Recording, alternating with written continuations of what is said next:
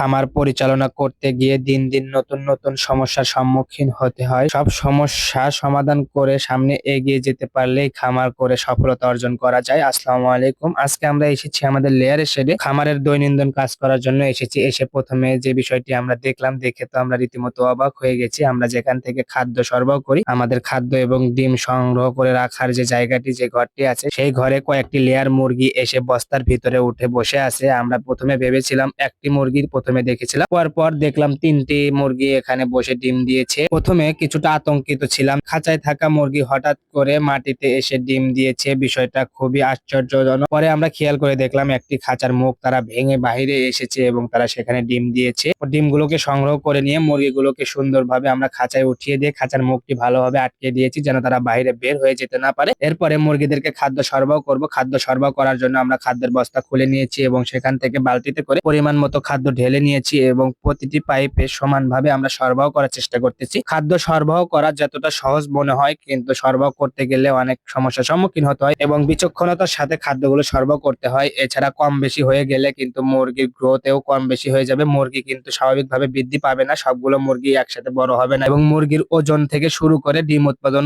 কম বেশি হতে পারে। তাই খাদ্য সরবরাহ করার সময় অবশ্যই ব্যালেন্স রাখতে হবে এবং সমানভাবে খাদ্য প্রতিটি পাইপে সরবরাহ করতে হবে। খাদ্য সরবরাহ শেষে মুরগিদের জন্য বিশুদ্ধ আয়রন মুক্ত পানি সরবরাহ করে দিলাম। আপনারা যারা খামারি আছেন তারা অবশ্যই খেয়াল রাখবেন, যারা বাসার খাঁচায় মুরগি পালন করেন তারা অবশ্যই মাঝে মাঝে খাঁচার মুখগুলো পর্যবেক্ষণ করবেন এবং দেখবেন যদি দুই একটা খাঁচা ভাঙা থাকে তাহলে সেই খাঁচাগুলো মেরামত করবেন এবং সংস্কার করে নেবেন। অন্যথায় আমাদের মতো আপনাদের মুরগিগুলো বাইরে বের হবে। মুরগি বাইরে বের হয়ে গেলে কিন্তু আপনি ক্ষতির সম্মুখীন হতে পারেন। যাই হোক, আমাদের জন্য দোয়া করবেন, আমাদের খামারের জন্য দোয়া করবেন। সকলে ভালো থাকবেন, সুস্থ থাকবেন। আল্লাহ হাফেজ।